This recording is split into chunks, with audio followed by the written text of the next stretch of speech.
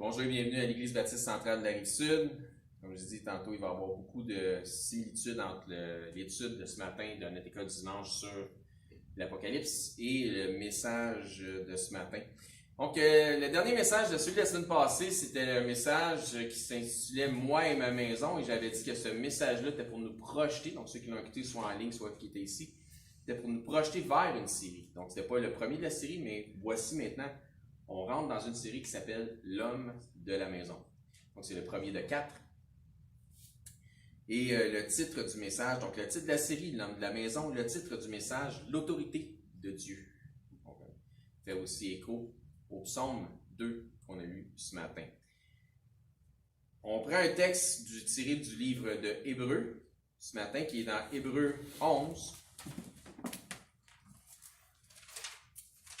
Hébreux 11, verset 23. On va commencer là. Hébreux 11, verset 23. On va lire les versets 23 à 29. Hébreux 11.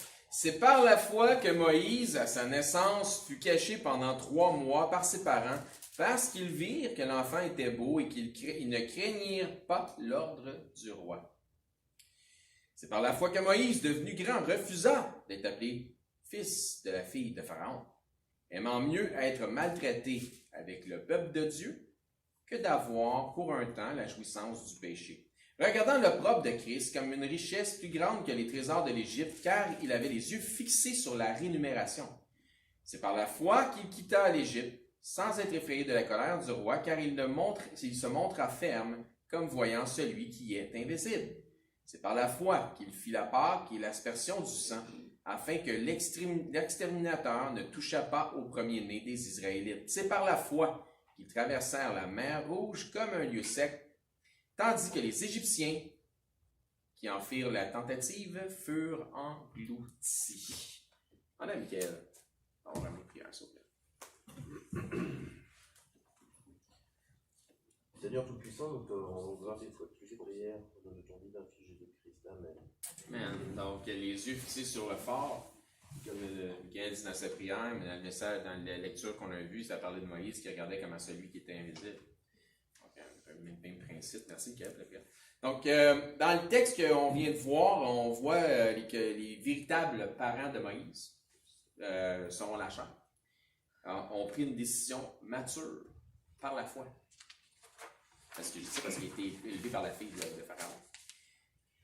Anyway, on va en voir davantage aussi dans le second message. Mais...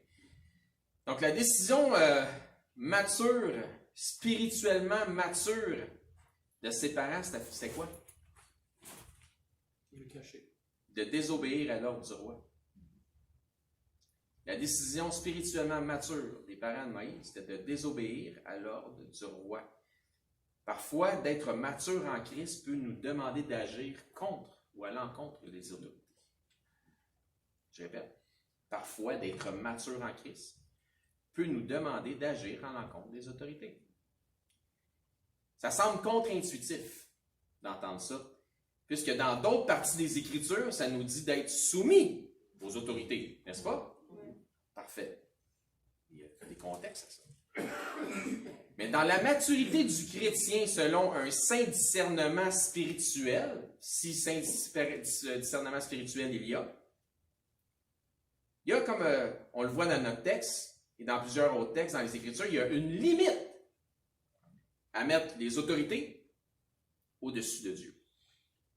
Il y a une limite. Je veux dire, il y a les autorités, c'est bien correct, puis il y a l'autorité suprême. À chaque fois que ça nous parle de se soumettre aux autorités dans les Écritures, ça nous propose des autorités qui sont versées vers le bien. On vient de lire Psaume 2. Ça dit carrément au roi des nations de se repentir parce qu'il va amener un jugement. C'est les rois. Donc, quand les rois, l'autorité se retourne contre Dieu, c'est une autre histoire. Donc, ça nous prend un discernement. Donc, à chaque fois que ça nous parle de se soumettre aux autorités, ça parle des autorités qui sont versées vers le bien. Mais si les autorités sont versées vers le mal, nous autres, on ne se soumet pas au mal. on ne se rend pas complice du mal en tant que croyant. Si les autorités qui sont en place et qui ont à cœur eux-mêmes d'exercer leur travail dans les limites de leur fonction et avec un respect de la justice, c'est bien correct. Mais pas quand les autorités qui, comme au temps de Pharaon, à la naissance de Moïse, outrepassent la justice et l'équité. Ça va faire la part des choses. Pas quand des autorités dépassent leur mandat pour lequel ils ont été mis en place, et ce, même si à la base, ils avaient été établis par Dieu. Et s'ils décident éventuellement, même si à la base ils ont été établis par Dieu, d'outrepasser leur mandat, ça devient injustice. 1 Pierre 2, 13. Qui a écrit 1 Pierre, vous pensez? C'est pas une question piège, c'est bien facile. Qui? Pierre. Qui a écrit 2 Pierre, vous pensez? Vous êtes fort, vous êtes fort. C'est comme dans... C'est ça, 1 Pierre 2, 13. Soyez soumis à cause du Seigneur à toute autorité établie parmi les hommes, soit au roi comme souverain. Est-ce que Pharaon, au temps de Moïse ou de sa naissance, était le roi? Oui. Okay, verset 14. Soit au gouvernement comme envoyé par lui. C'est qui ça par lui? Par le roi. Pour punir les malfaiteurs. Est-ce que ça c'est correct? Oui. Oui. Et pour approuver les gens de bien. Est-ce que ça c'est correct? Oui. Mais si c'était inversé, si c'était il approuve les malfaiteurs puis il condamne les gens de bien, est-ce que ça serait encore correct? Non. Non. Donc, quand tu as du discernement, tu fais la différence. Parfait. Merci beaucoup. Le problème, c'est quand ce sont les gens de bien, justement, qui se font traiter comme des malfaiteurs. Parce que ce monde corrompu, on n'a pas besoin de faire une grosse étude exhaustive pour vous convaincre qu'il y a bien de la corruption dans le monde, là, est présentement dans une immense confusion et appelle maintenant ce qui est bien, mal. Puis ce qui est mal, bien. Amen. À ce moment-là, comme le père et la mère de Moïse, comme les sages-femmes qui ont aidé les Hébreux à accoucher, qui ont aidé la naissance justement aussi de Moïse, comme les mages d'Orient avec Hérode, comme Jean, celui qui baptisait, là, s'est permis de censurer, de reprendre puis de pointer le péché d'Hérode, puis Hérodias, sa femme qui n'était pas permis d'avoir, comme Shadrach, Meshach puis Abed-Négo, les amis de Daniel, comme Daniel lui-même, comme Mardoché dans le livre d'Esther, qui était à couteau tiré avec un des proches du roi de l'époque, comme David envers Saül, comme Jonathan contre Saül, puis c'était qui Saül par rapport à Jonathan? Son père. Comme Élie au temps d'Achab, le roi, puis Jézabel, la reine. Comme Pierre puis les apôtres, qui avait écrit 1 Pierre? Pierre. Comme Pierre et les apôtres dans Actes 4, 19 puis 5, 29, lorsqu'il dit qu'il faut mieux obéir à Dieu plutôt qu'aux hommes. Le même Pierre qui a écrit 1 Pierre. 2 fois. Donc, dans les deux instances, dans Actes 4, 19 puis Actes 5, 29, il s'agit de Pierre, le même Pierre qui dit d'être soumis aux autorités dans 1 Pierre, chapitre 2. Donc, le gars était capable d'avoir du discernement quand c'est correct, puis du discernement quand ça ne l'est pas. Alors, voulez-vous des exemples de croyants qui ont eu la maturité spirituelle, et je répète, la maturité spirituelle, de défier les autorités lorsque celles-ci passaient de la justice à l'injustice. La Bible est pleine d'exemples de ça, puis il y en a plein que je ne dis pas là. Le problème, c'est quand c'est pas tous les croyants qui ont la maturité justement de comprendre qu'ils sont déjà à genoux devant les statuts de l'ingérence des autorités civiles et gouvernementales. Ils s'en rendent même pas compte, ils sont à genoux devant ça. Devant la statue du système antichrist de ce monde, comme on vient de le lire dans le psaume 2, dont le diable en est le prince. Moi, je vous dirais, là, faites attention. Quand en droit, quand je parle de droit là, comme avocat, là, en droit, c'est le coupable qui devrait c'est celui qui commet le délit qui devrait être traité comme un coupable. Donc, le coupable devrait être celui qui commet un délit. Vrai? En droit, c'est bon, ça? Je n'ai pas fait mon barreau, mais je devrais être pas pire. Mais ce sont ceux, mais quand ce sont ceux qui n'ont rien fait, qui sont traités comme des malfaiteurs, ça ne marche pas, là. On n'est plus dans le droit, là. On bafoue les droits, là. Dans Hébreux 5,14, l'auteur nous dit que les hommes spirituellement matures ont le jugement exercé. Ont le jugement exercé par l'usage, de se mettre le nez dans le livre, là, par l'usage à discerner ce qui est bien de ce qui est mal. Mais si, comme croyant, tu tombes dans le piège de ce monde et que tu es rendu, que ton standard de ce qui est bien versus ce qui est mal ne vient plus de l'autorité des Écritures, mais des médias, puis des postes de nouvelles, puis des journaux, etc., faites attention à ce que vous écoutez, puis faites attention devant quoi vous fléchissez les genoux. C'est quoi ton standard? Dieu dit, ou les médias disent que, ou j'ai entendu que. Quand les autorités font ce qui est bien, approuvent les gens de bien, comme ça nous le disait dans 1 Pierre 2 tantôt, punissent les vrais malfaiteurs, ils répondent à ce que Dieu les a établis pour faire. Vrai? Quand les autorités font ce qui est bien. Mais lorsque ce sont les autorités mêmes qui commettent des injustices au détriment des gens qui n'ont jamais contrevenu aux lois, puis aux règles, puis qui sont soudainement ciblés comme étant des marginaux puis des dangers publics, on est en droit de se poser des questions puis d'avoir du discernement puis du jugement, les amis.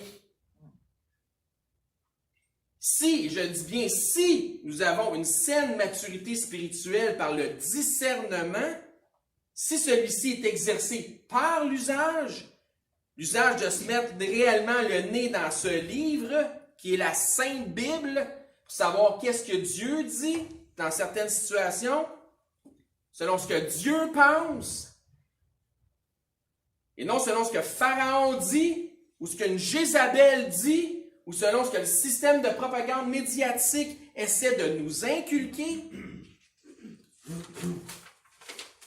mais réellement et fondamentalement, que dit Dieu?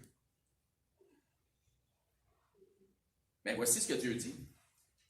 Parlant de ça, dans Ésaïe 5,20, qu'est-ce qu'il dit Dieu? Malheur à ceux qui appellent le mal bien et le bien mal. Malheur! Malheur à ceux qui appellent le mal bien et le bien mal, qui changent les ténèbres en lumière et la lumière en ténèbres, qui changent l'amertume en douceur puis la douceur en amertume. Ben non, c'est pas dégueulasse, mangeant une autre bouchée, tu vas voir. Tu vas finir par t'habituer. Quel genre de personne fait ça? Malheur à ceux qui appellent le mal bien, le bien mal, les ténèbres en lumière, les lumières en ténèbres, l'amertume en douceur, la douceur en amertume. Quel genre de personne fait ça? Verset 21. Malheur à ceux qui sont sages à leurs yeux. Tu peux être sage à tes propres yeux et être un insensé aux yeux de Dieu. Et qui se croient intelligents. Puis si tu te crois intelligent, mais dans le fond, tu ne l'es pas, t'es quoi? T'es stupide. On ne voudrait surtout pas, en tant qu'enfant de Dieu, que le malheur s'abatte sur nous. Vrai? Parfait. Donc, certainement pas. Donc, dans ce monde, ce que le monde va appeler bien, mais qui sera mal aux yeux de Dieu, en tant que croyant, on va continuer à appeler ça comment, nous autres? Mal. Tout en demeurant prudent et sage. Tout en demeurant prudent et sage. C'est ça la clé. Il faut rester prudent, il faut rester sage. Comme le grand maître de la propagande disait, M. Adolf Hitler. Hey, je sais ça! Non, c'est pas ça qu'il disait. Plus un mensonge est répété souvent, plus il deviendra une vérité pour ceux qui l'entendent. De plus, il disait ceci. Le peuple est plus apte à croire un gros mensonge qu'un petit mensonge. Une grosse patate. Une grosse propagande. Encore une fois, ceux qui ont le discernement exercé, ce qui est bien, ceux qui ont le discernement exercé à discerner ce qui est bien de ce qui est mal, ne sont pas ceux qui se croient intelligents selon le propre standard, ou selon les propagandes, ou selon les philosophies humanistes. socialiste, communiste, féministe, ce que vous voulez, iste, de ce monde. C'est pas eux autres. Mais ce sont plutôt ceux qui savent que la véritable connaissance du bien et du mal vient d'un seul et unique standard. Et ce standard est Dieu dit. Dieu dit. C'est le seul standard. Dieu dit, pour celui qui croit en ce que Dieu dit, passera toujours au-dessus de ce que Pharaon, Jézabel, César, Hérode pourront bien dire ou exiger. Dieu dit, pour celui qui croit en ce que Dieu dit, ça va toujours passer par-dessus ça. Il faut que ça soit comme ça. Encore une fois, comme je le disais, si, puis c'est un gros si, là, si nous avons une saine maturité spirituelle par le discernement, puis un autre gros si celui-ci est exercé par l'usage, c'est sûr, si tu n'as pas ça, ça se peut que tu tombes dans toutes sortes de patentes, puis tu crois n'importe quoi qu'on te dit. Ça nous dit dans les proverbes qu'un homme simple écoute tout ce qu'on dit. Mais qu'un homme avisé, c'est une autre chose. Donc si par une certaine maturité spirituelle, tu as le discernement, puis celui-ci est exercé par l'usage, pour ce qui est du bien et du mal, nous allons savoir, comprendre et être avisés par Dieu lui-même, parce que Dieu dit que pour tout ce qui est mal est attaché à une racine. Là, suivez-moi, supportez-moi là-dedans. On a besoin de vous autres. Tout ce qui est mal, il est rattaché. Premièrement, Jacques dit au chapitre 2 de son épître, ne sont-ce pas les riches qui vous oppriment et qui vous traînent devant les tribunaux? Ne sont-ce pas eux qui outragent le beau nom que vous portez? Le nom de Christ, le nom de Dieu. Les méga riches et dominants de ce monde. Je ne parle pas là, d'un millionnaire, là. Ça c'est ordinaire, c'est un cassé, ça. Ceux qui osent s'appeler l'élite financière ou l'élite financière ou politique, à qui tout appartient, je pense que c'est le point 01. Sans être conspirationniste, parce que tu as juste besoin du discernement pour comprendre, tu n'as pas besoin d'être dans les conspirations. Pensez-vous qu'ils n'ont pas un plan, eux autres, pour la basse classe? Comment? Je veux dire, pour ces gens-là, l'argent est leur commerce. Suivez-vous? OK. Car ils se nourrissent de l'endettement. L'argent, c'est leur business. Leur vie, eux autres, leur façon de fonctionner, c'est qu'ils prêtent de l'argent au gouvernement de ce monde. Donc, ils se nourrissent de l'endettement. Les Rothschild de ce monde sont les banques de ce monde. Car les vaches à lait qui les nourrissent, ce sont ceux de la masse qui dépensent, qui payent, qui s'endettent, puis qui payent encore et qui payent toujours. Ils payent jusqu'à ce qu'ils en crèvent. Pourquoi vous pensez que quand vous achetez une maison, vous allez pour un prêt hypothécaire qui est le pire scam ever, puis vous la payez 3 fois votre maison en intérêt parce que tu commences à payer du capital, puis éventuellement un petit peu d'intérêt, puis éventuellement tu t'approches tu commences à payer de l'intérêt, tu t'approches vers le capital, éventuellement tu payes du capital, puis à un moment donné, tu as fini de payer, puis tu crèves. C'est une belle affaire, hein? C'est un système.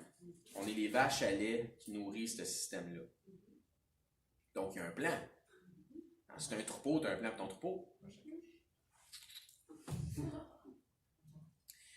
1 Timothée 6, 9. Belle image, hein? Mais ceux qui veulent s'enrichir tombent dans la tentation, dans le piège et dans beaucoup de désirs insensés et pernicieux qui plongent les hommes dans la ruine et la perdition. Là, une hypothèque. Car l'amour de l'argent est la racine de tous les maux et quelques-uns en étant possédés, se sont égarés loin de la foi,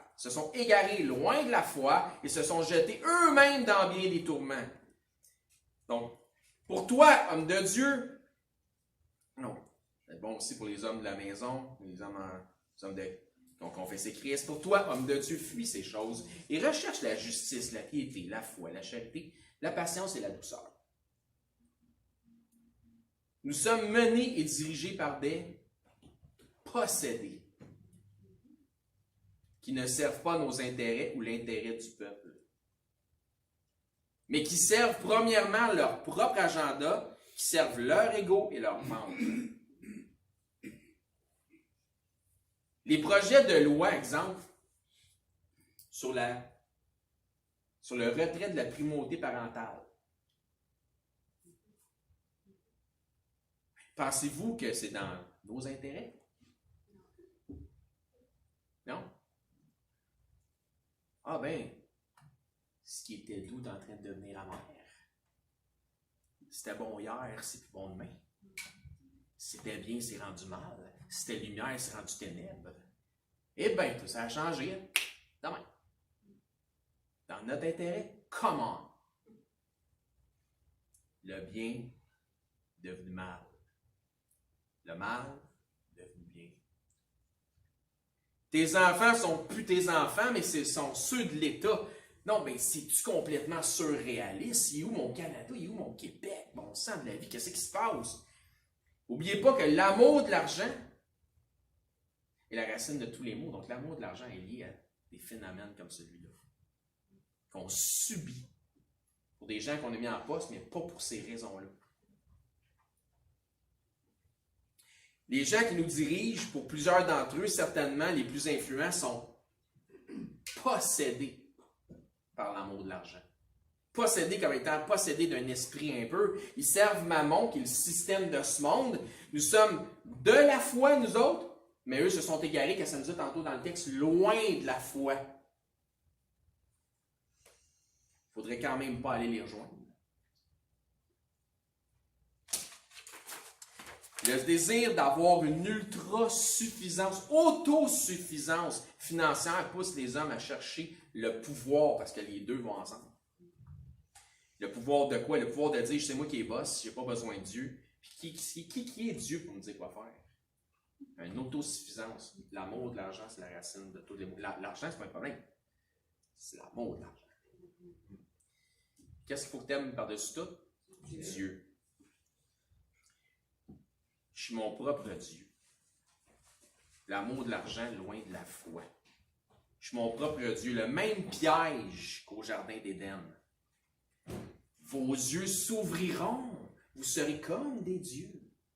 Il n'y a rien de nouveau sous le soleil, mes amis. Le prince de ce monde est à l'œuvre derrière cette méga pièce de théâtre que nous regardons se dérouler sous nos yeux. C'est le puppet master, le marionnettiste de tout ce qui se passe.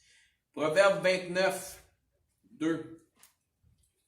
Ça nous dit là, quand les justes se multiplient, le peuple est dans la joie. Quand le méchant domine, quand le peuple se multiplie beaucoup, quand les justes se multiplient beaucoup, le peuple est dans la joie. Mais quand le méchant singulier domine, le peuple gémit.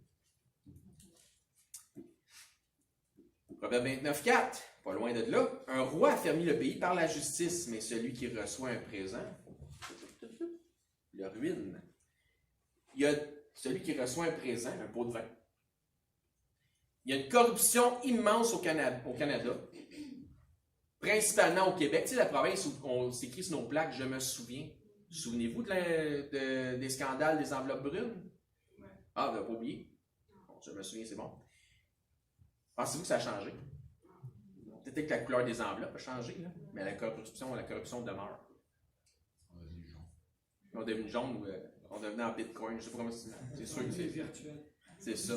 Pourquoi je vous dis ça? Pas parce que je suis en train de faire de la politique, j'en ai rien à cirer de la politique pour le vrai. Ben non. Mais pour vous mettre en garde. Parce que c'est mon mandat de faire de vous des disciples. Vous devez, selon une saine maturité spirituelle, de conserver votre sens critique. Vous ne pouvez pas et vous ne devez pas croire que dans les temps où nous vivons, que tout ce qui nous est imposé, demandé, exigé par l'élite politique n'est que pour notre bien. Gardez votre sens critique. Ouais, mais si le gouvernement l'a demandé, c'est parce que c'est pour notre bien. Ah ouais. C'est sûr. Si premièrement c'est pour leur bien, ils vous feront croire à grand coup de propagande que c'est pour votre bien. C'est du marketing. Celui qui a du discernement comprend que l'amour de l'argent motive bien des décisions politiques. J'ai pas besoin de faire un cours, là. Tout le monde devrait savoir ça, me semble, si tu as moindrement de la maturité, que tu viennes dans une église ou pas, puis que tu as confessé Christ ou pas, tu devrais savoir, par un discernement bien terre à terre, que beaucoup des décisions politiques sont motivées par l'amour de l'argent. Voyons, le lobbyiste, je ne viens pas d'inventer ce mot-là, vous savez ce que ça veut dire. Donc, celui qui a du discernement regarde au-delà de tout ce qu'on cherche à lui faire croire, mais l'homme simple croit tout ce qu'on lui dit. Et celui qui a du discernement regarde au-delà de tout ce qu'on cherche à lui faire croire, sans nécessairement rentrer dans toutes les conspirations pas possibles, car il sait que le pouvoir est relié à l'amour de l'argent, ça va ensemble. Et que l'amour de l'argent est la racine de tout ce qui est mal, de tous les maux, puis tu ne veux pas être complice de tout ça.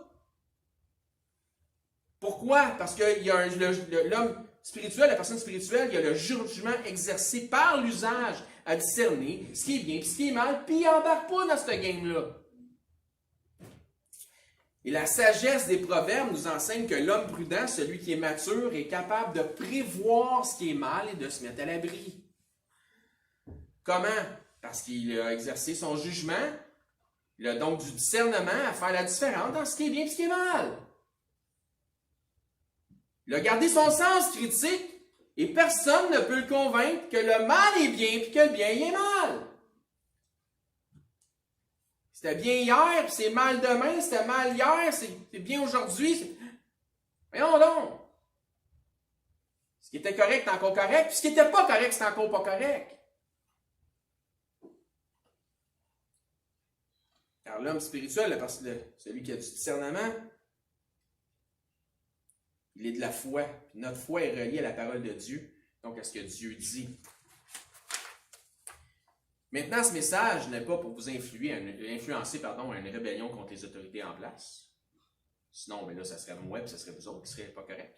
Ce seraient des malfaiteurs.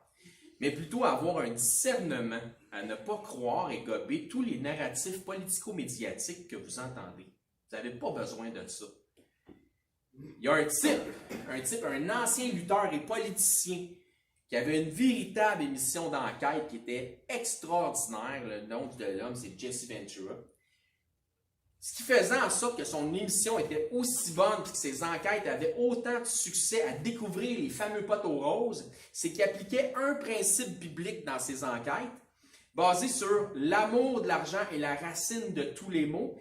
À chaque fois qu'il pognait un fil conducteur, il disait, pour ses enquêtes, il dit « Let's follow the money ».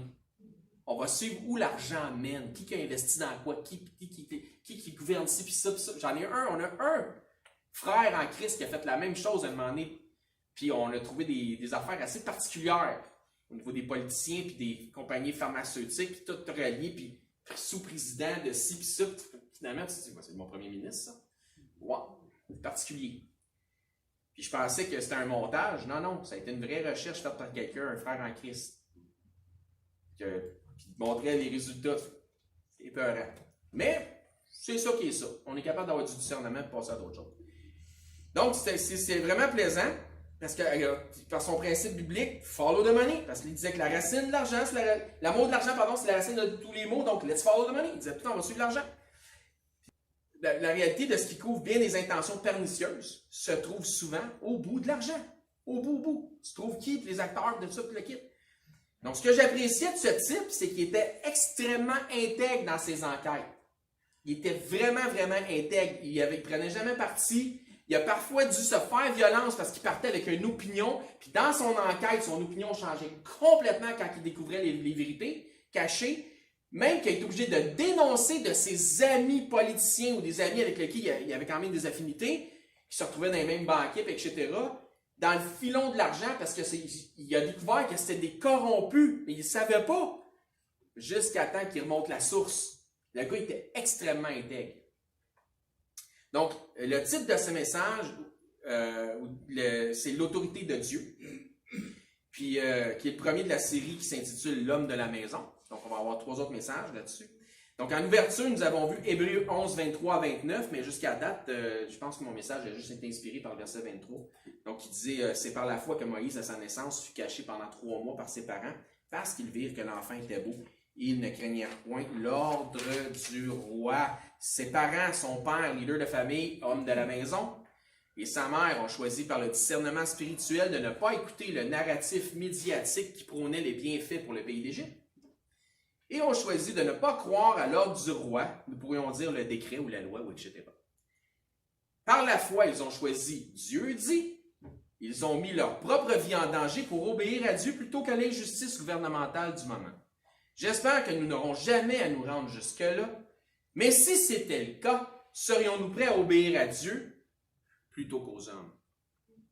Je ne sais pas pour vous, mais il va falloir prendre, tu sais, si jamais ça arrive, il va y penser.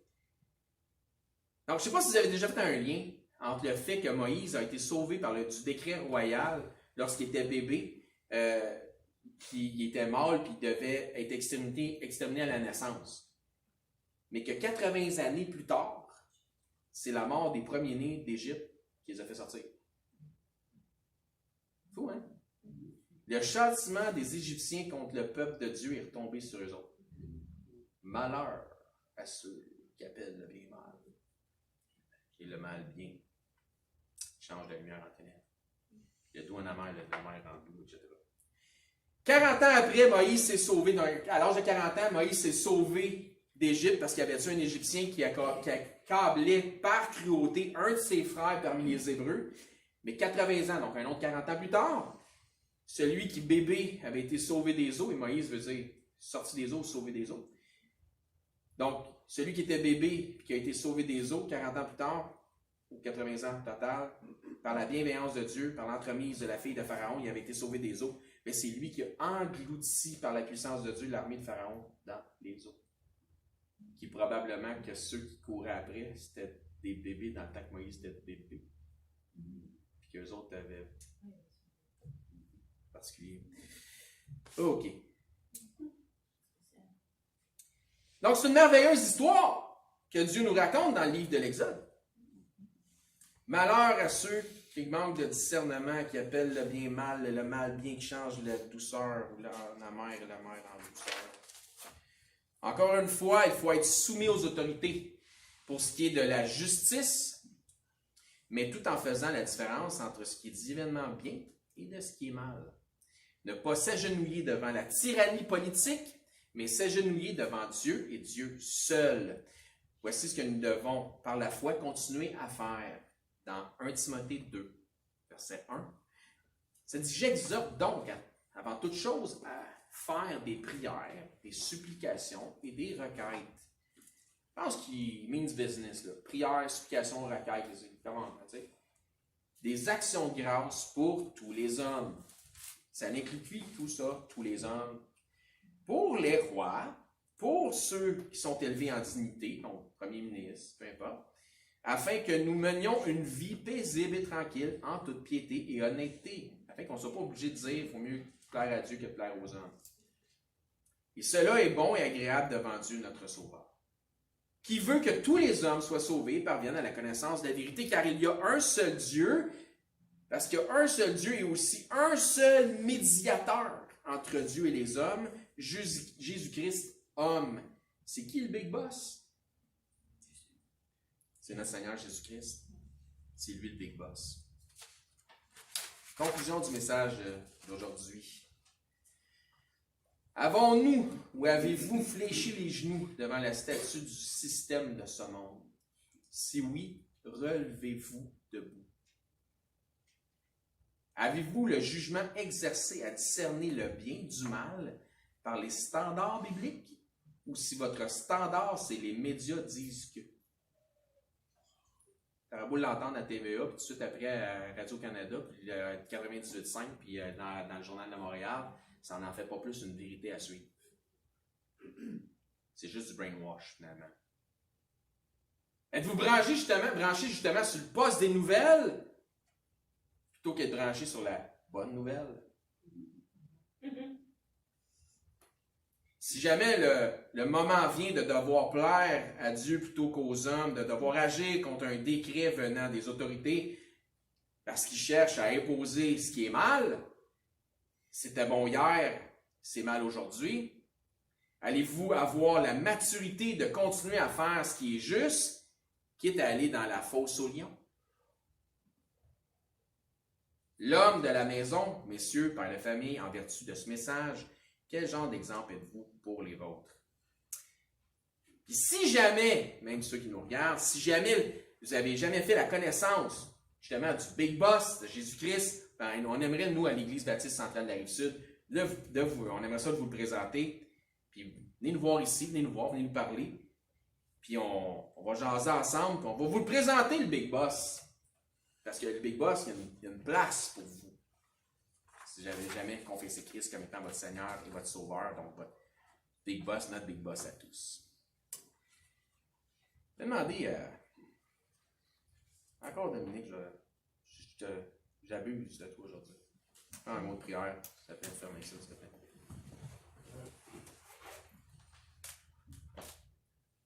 Seigneur, on te remercie qu'au-dessus de toute autorité, il y a un Dieu bon qui règne.